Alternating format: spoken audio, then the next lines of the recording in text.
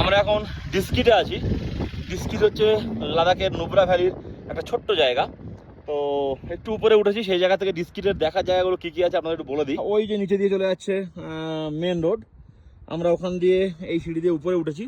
উঠে এখানে একটা এই যে ডিস্কিটের মধ্যে একটা বুদ্ধ টেম্পল আছে, আর এই সাইডে হচ্ছে ডিস্কিট মনস্ট্রি আছে। এটা বড় মনস্ট্রি, মানে লে মনস্ট্রির থেকে অনেক বড়।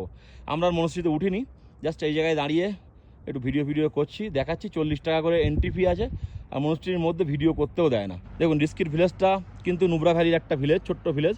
যেমন হুন্ডার, থাং, তুরতুক, পানামিক, এরকম প্রচুর ভিলেজ আছে নুব্রা ভ্যালির মধ্যে। তার মধ্যে ডিস্কিট একটা ভিলেজ, আর ওই পাশে হচ্ছে হুন্ডার ভিলেজ, যেখানে আমরা ছিলাম ক্যাম্পিং করে। তো ডিস্কিট আর হুন্ডারের মধ্যে 7 কিলোমিটারের ডিস্টেন্স। ডিস্কিটও দেখার জায়গা হলো এই দুটো, একটা টেম্পল, একটা মনস্ট্রি। আর হুন্ডারে ওই ক্যামেল সাফারি টাফারিগুলো হয়, ক্যামেল রাইড টাইডগুলো হয়, ক্যাম্পিং হয়। তো এই হচ্ছে ব্যাপার। আমি বলবো যদি আপনারা এইদিকে আসেন তাহলে হুন্ডারে থাকুন, হুন্ডারে ক্যামেল সাফারি টাফারিগুলো দেখুন, দেখে ডিস্কিটে যাওয়া আসার পথে আপনারা এই মনস্ট্রি বা এই টেম্পলটা দেখতে পাবেন।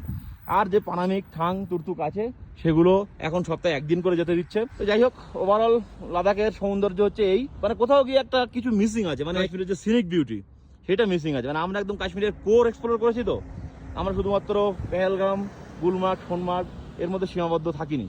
তার জন্য কিন্তু আমরা পুরো কাশ্মীরটা দেখেছি বা বুঝেছি।